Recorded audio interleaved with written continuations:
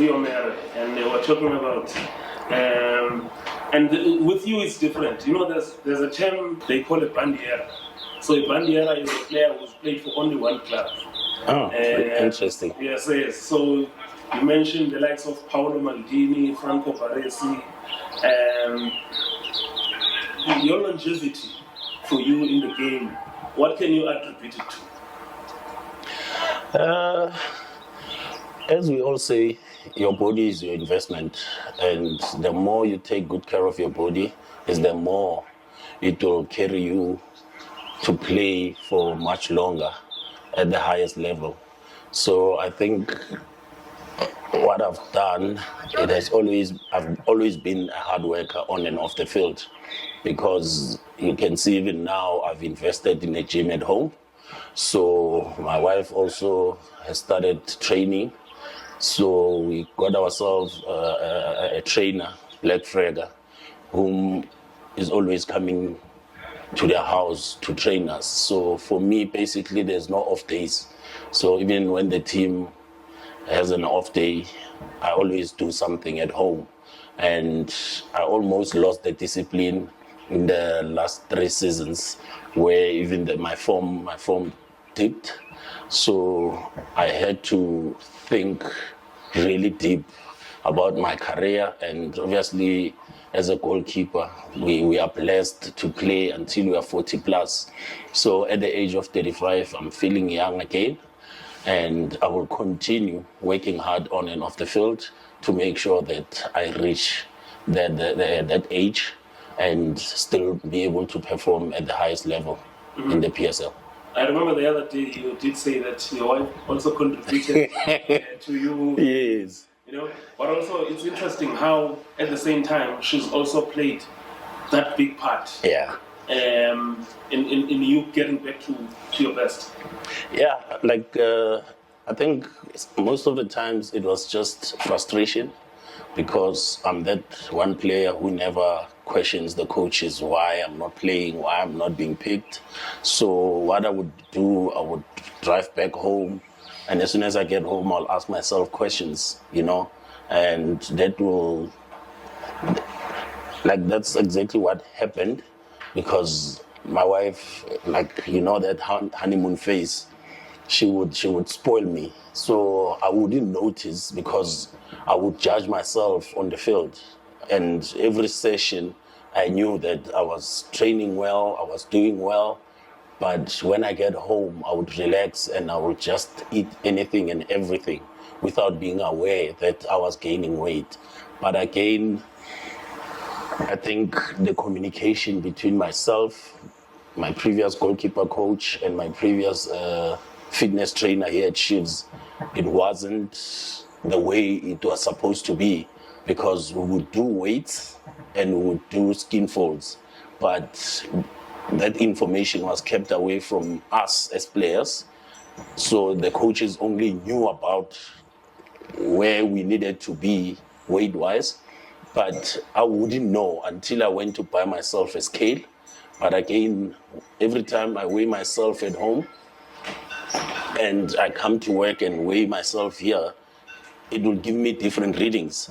So I was starting to get frustrated. But yet again, I ended up coming back to my senses, and I told my wife that we need to change my diet. And after changing my diet, I have to continue training hard. If at work we didn't load enough, I will get back home and top up. So that's what helped. And I think even the mindset changed when I told myself that the whole of last season, I only played one MTN 8 game and 70 minutes in the Black Label. And I was blessed enough to be voted to go and represent Gauteng in Compact Cup. So I only played 4 competitive matches. And after that, I remember telling myself that during off-season, I'm not going to sit and do nothing, because I've saved all the energy during the season when I didn't get an opportunity to play. So I have no reason to sit and do nothing. So I'm going to train. I'm going to give myself first week off completely. second week, third week, fourth week, I'm going to be pushing myself. And that's when I brought my trainer in, and I would train hard. And we started by conditioning to drop few kilos, and then we started building muscles. So I think that's what helped me during off season, that I didn't want to sit and do nothing. I wanted to start training so that when we come back for pre-season, at least I'm 10 steps ahead of my teammates. But they were happy to see me train, and they were also motivated by me training during off season. So I saw a lot of the guys started training during off season. So I'm happy that I was able to drop a few kilos. Mm-hmm. In fact, I'm interested to know how would you describe your relationship with the former goalkeeper coach? Because I think, if I'm not serves me well, when he came here, you were the number one keeper and you were in the national team. Yeah, no, our relationship was okay. I never had any problems with any goalkeeper coach or any head coach. Like I said, I don't like questioning coaches' decisions. I come to work, I do my job, I go back home, I spend time with my family.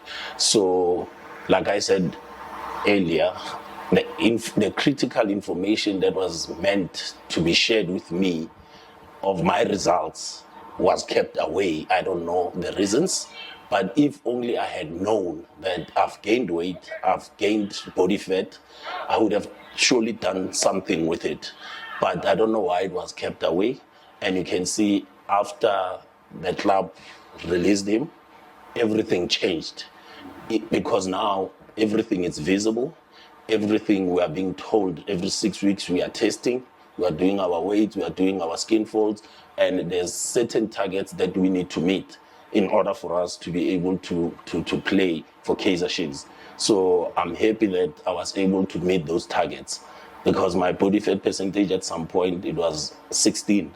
And before the start of the first game of the current season, it dropped to 12. And I told my wife that we need to get it down to 8, so that if it does go up at some point, it will be just below 10. So you must always set yourself higher goals, instead of when someone says, give me this, and then you limit yourself.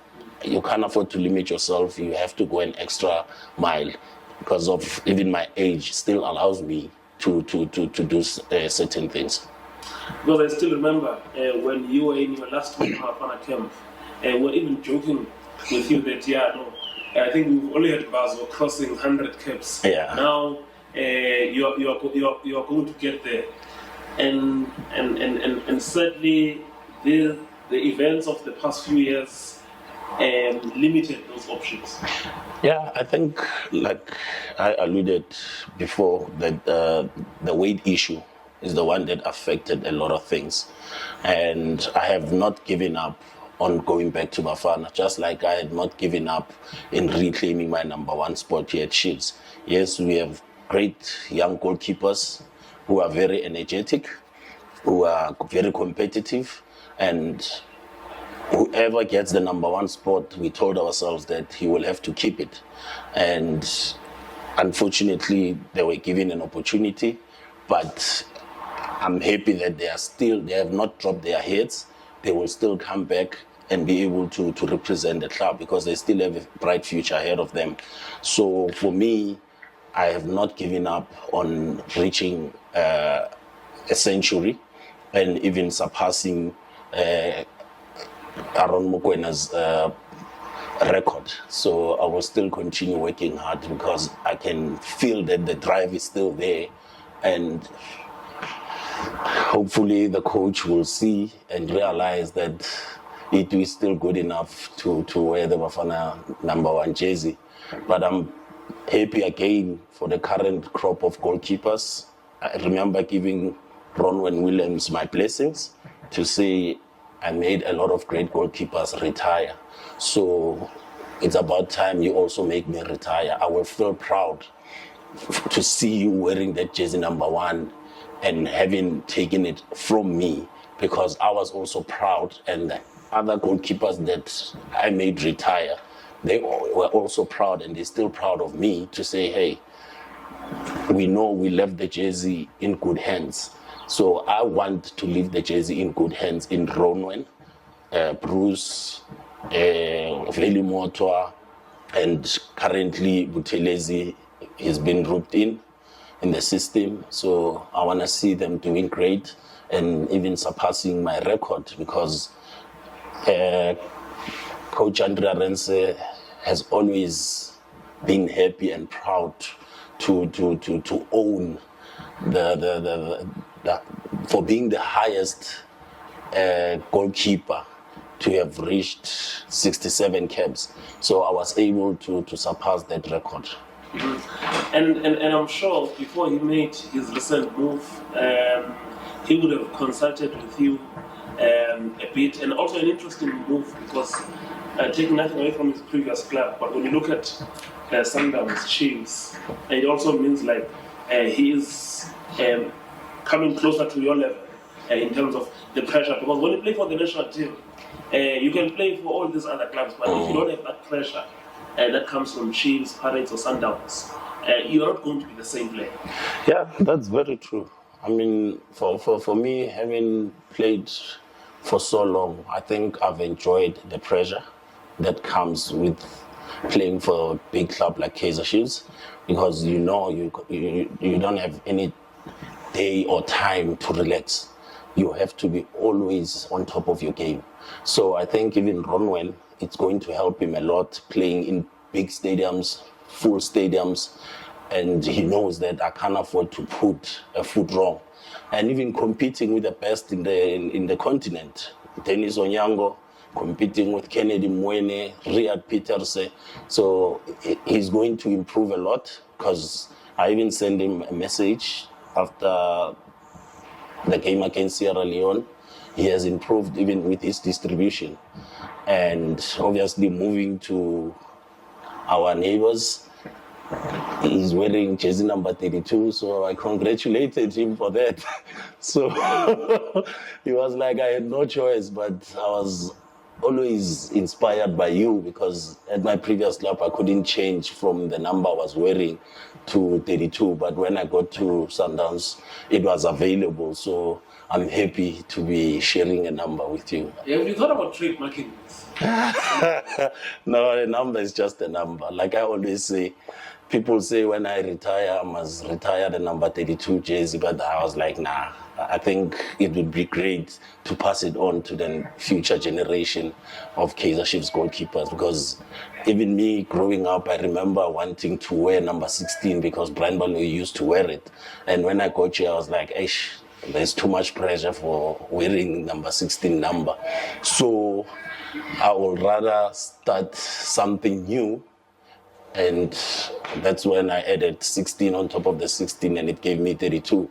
But again, I've shared my story before, that when I was signed in the development ranks, I was number 32nd player to be signed when I came for trials in 2000. So there's a good story behind jersey number 32. It's not just a number. Very interesting. I remember last season, I think you were playing away at Chipa, and you had been on the bench. Yes. Because when you're not on the bench, it means that you're not in the dressing room. How was that feeling? Just to be closer, to be even on the bench, because also there's a feeling that when you're on the bench and when you're not there, and your presence is not there, sometimes it also kind of impacts on the whole team. Yeah, it was a great feeling for me to be back and to be on the field, joining the team for the warm-up, because I did that warm-up as if I was the one who's going to start in the game. And even when Brandon assisted with the distribution 101, I just felt it when it left his foot, and I started shouting, "Great ball, Brandon." And as soon as it got to Kama, that first touch, I saw Nukovic making a run in the near post, and they played it. And I was already up on my feet, celebrating. because I just felt that that was a great move from one keeper to the striker. It only took us 3 touches to get the ball at the back of the net. So I'm always happy to see the guys emulating or maybe listening to the instructions that are given by the coaches and by the senior players. So when he did that, I just celebrated way before the ball even crossed the halfway line. So, but it's always great to be around other players, to be in the changing room, and to motivate, because you can't always play all the matches, but when you are being given that opportunity, you need to grab it with both hands. But the struggle is the following game you're not there. Yeah, I understood. I understood the reasoning behind. How do you understand? How do you understand? Because it's not like you're playing, you're on the bench. So for you to be there the following game. Very true. I think the coach explained the reason behind the decision that was taken, because Bruce had just landed from the national team and we were training at 3:30 in the afternoon. So he landed at 12. So obviously he was fatigued, and I was told that we're going to travel with you, but next game Bruce is going to be back. And like I said, as a goalkeeper, or me personally, I don't like questioning coaches' decisions. I was so happy to be part of the team for that one game. And I think I gave my full support to the team, and we won the game 3-1. And the following game, we drew, I think, against TS Galaxy. Yeah.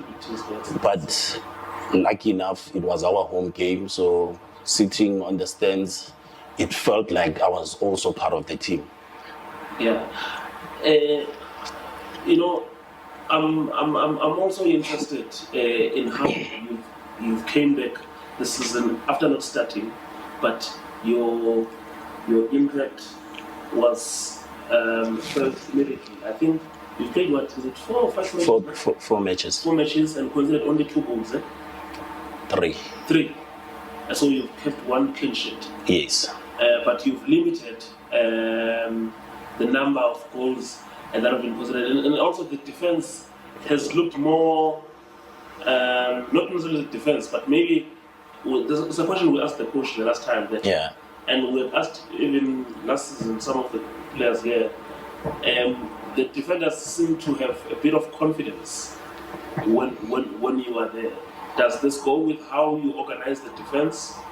Yeah, I think it goes with the communication, because I think I was blessed with that skill, and I even took it to a whole different level by introducing the whistle, or in Kasi lingo we call it a flate, because we play in packed stadiums. It's too noisy, and sometimes when you shout instructions, none of the guys can hear you. So I told them that when I blow the whistle, you guys must look at me, and I will pass on the instruction to say, check your left shoulder or check your right shoulder. So there's a way on how I communicate with the defenders. And even when the ball is a dead ball situation, I would always run towards the center line and still give clearer instructions to the guys to pass it on to the midfielders and to the strikers. And as a goalkeeper, obviously, we are blessed to be more like a second coach on the field, because you have a full view of the pitch, and sometimes you are able to run to the bench and ask the coach what is it that he has seen that you can go and convey to the players. So I think that's one of the advantages we have, so that everyone can be in sync during the matches. So the communication has really played a huge part in our recent results. In your close to 2 decades time now playing in the highest level here, you've seen a number of projects successful projects, some starting. What can you say about this new Kaizer Chiefs team that is also seeing a lot of players coming from the team? Yeah, no, I'm happy that the club has taken a different direction by announcing Coach Arthur, our very own product, our former player, an opportunity to coach and to lead the team, because the coach has worked with a lot of development guys and they were promoted into the senior side. So there's that chemistry, there's that understanding. So I think when the club made that decision, I was also happy and I supported it, because the chairman and the club itself has invested a lot in the academy. And it's always nice to see players coming from the academy and playing their trade in the first team and winning trophies for the club. So you can see the project now is going to start bearing fruits, because there's that understanding from the academy side into the first team. And yes, we brought in a number of new faces, but when you look at the age, you can see that there's still a bright future for the club and for the players that came in from other clubs. So it's just a matter of time that we will see us starting to gel as a team and starting to produce positive results going forward. You know, sometimes your fans can be a bit impatient, especially when you've gone this far without, how can I put it, without getting some silverware. And how important is this MTN 8 for you just to dash the things? Yeah, no, we can't blame our fans for always demanding. I mean, they've invested a lot in the club.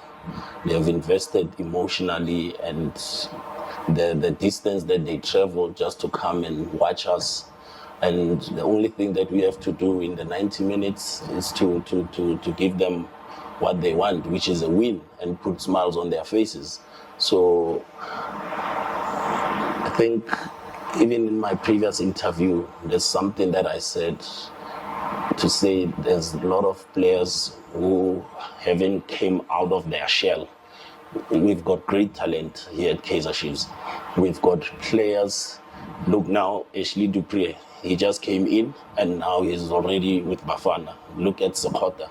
He just came in and it's his first season here at Chiefs. He's already in the Bafana team. So Kaizer Chiefs is a team that needs to win trophies. Kaizer Chiefs is a team that needs to produce players for the national team. So if you want to have one or two players, that means we still haven't come out of our shell. So that's what we need to do right now, to say, you know what, I'm not going to be limited by anything. Having gone past the first stage of the quarterfinals, I think we stand a great chance of going all the way and winning and breaking that curse of 7 years of drought. I think we've got that potential, and we've been motivating one another, we've been training hard, and the only thing that we need to do is to go on the field during 90 minutes, get the positive results, and our confidence will be boosted. One of the changes that seems to be making a very good contribution when you talk about Sekota, when Coach Arthur came in, also came a new physical condition Yes. as well. Yes. And I mean, a player like I was seeing Kama in the first few matches of the season, finishing matches, something that was rare in previous seasons. And now we see Sekota, and it's not just finishing matches, everything has changed. Yeah. How much of a role has someone like Muzi played in this team? Yeah, no, Muzi is a great fitness coach, and he has changed a lot.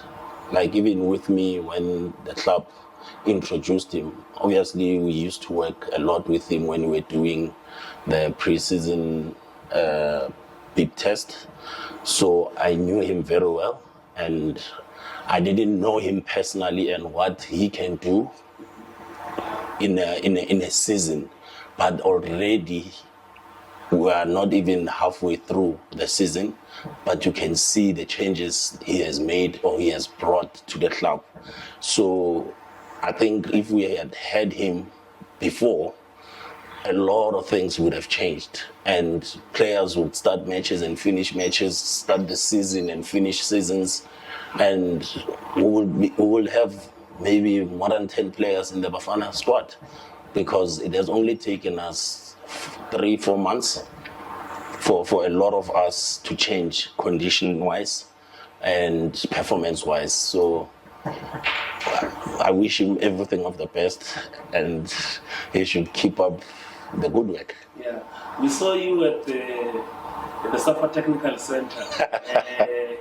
A lot of the experience of being part of that FIFA coaching course, and also at least conducted also by someone that you've worked with, Mr. Kharadia, one of the top well-respected football goalkeeper coaches and instructors on the continent. Yeah, no, it was a great experience, and I think how it started after the club has introduced Coach Aubrey Matibe to the system, and Coach Tladi, we talk a lot, and he advised me to do it, because he told me that the last one that SAFA or FIFA had hosted was in 2011. So this was the second one. So look how big the gap is. And he was like, Itu, if you don't do this one, what if the other one is going to be in the next 40 years? So rather go there, gather the information.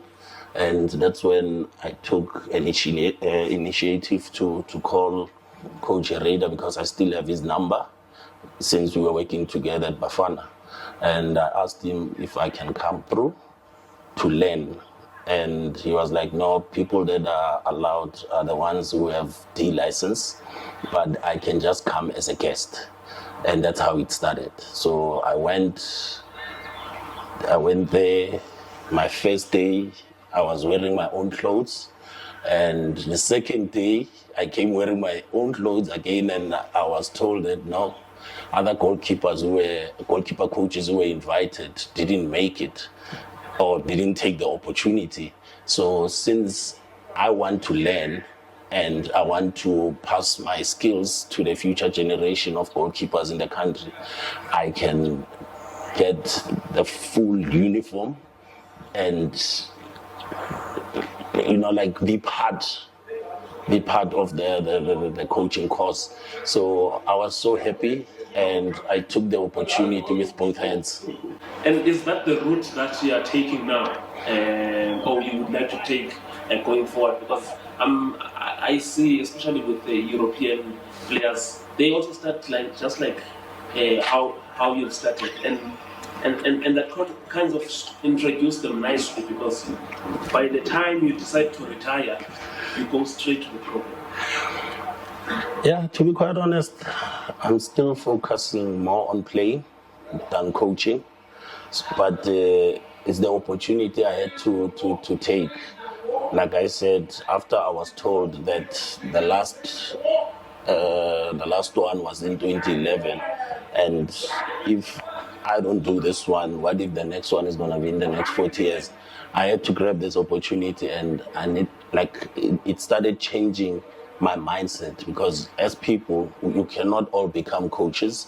You can't all become goalkeeper coaches after retirement.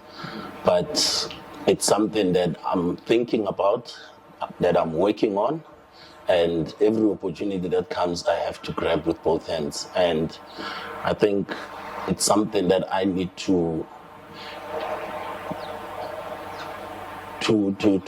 give to the club, because the club has invested so many years in me, and I can't decide to retire today and say I'm no more gonna be part of football. I also have to return the investment that the club has invested in me after football, because there's great potential of goalkeepers going forward, and our academy is next door.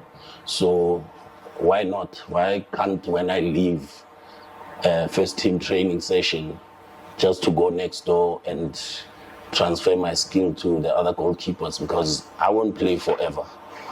The next time I decide to hang out my clubs, I have to pass them on to someone else. And who else, if not our own academy goalkeepers? Because I don't think I will do justice to the club if I retire now. The club has to invest in a foreign goalkeeper, because we've always produced great goalkeepers from our academy. So I will have to also play that role and that part to make sure that I produce the next Itumeleng Khune. Just to wrap up, I noticed, I think it was during this break where you, in fact, it was during that that coaching course, because you quickly, yeah, and I think you had gone to finalize your things at home. At home. Yeah. But the way I also viewed it is that this symbolizes how you've grown. That you take your family, you take your wife during the off season, you just go home. And also, I've been seeing you a lot in your family environment.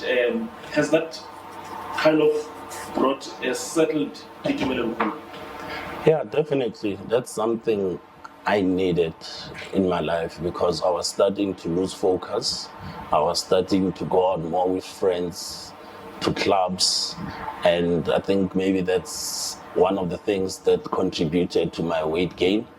So I needed someone that I was gonna stay with full time, and she has brought a lot of change.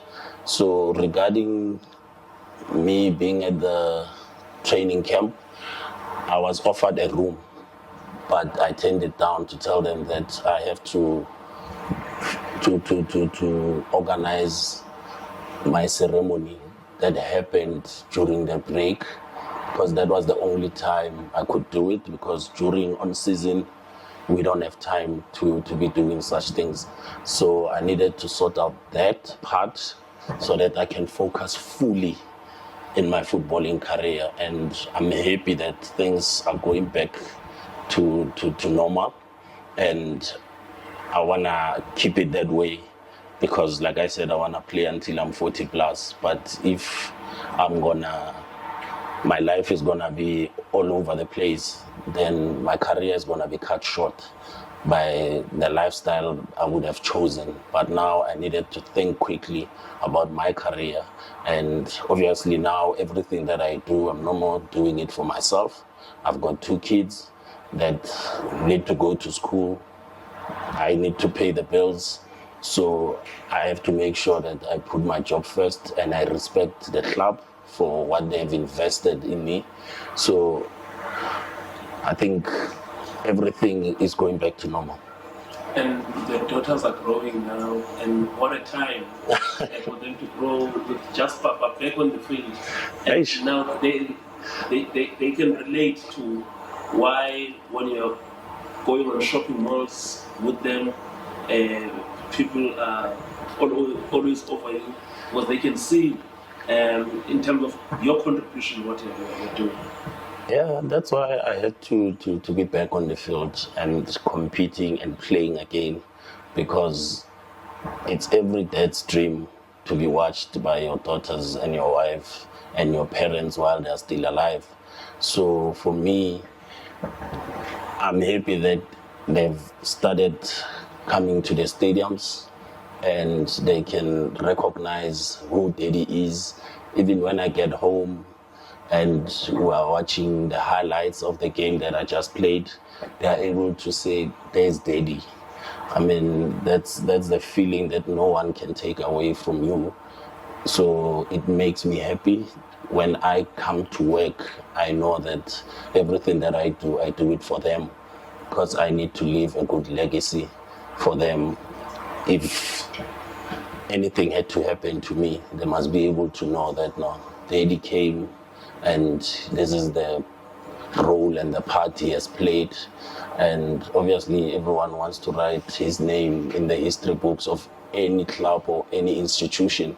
So even after retirement, when I'm a coach and I come with them here and I take them for a walk, or even take them to the boardroom or to the trophy cabinet, I must be able to point at the trophies that I've contributed to. And they must walk proud wherever they go, even at school now.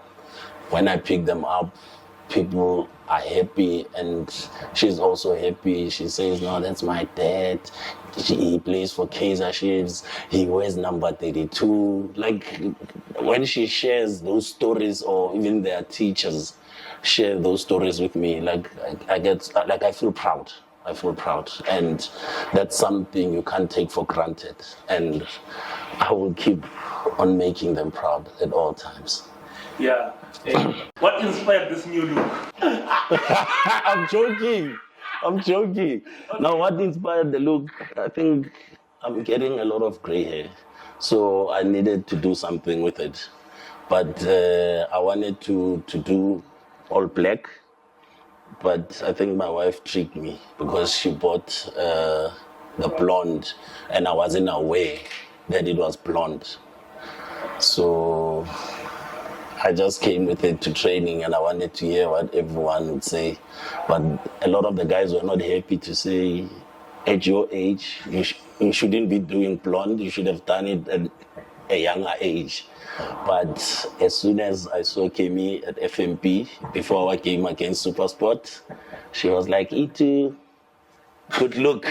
I was like, thank you, Kemi. As long as you put a tick on it, I will keep it.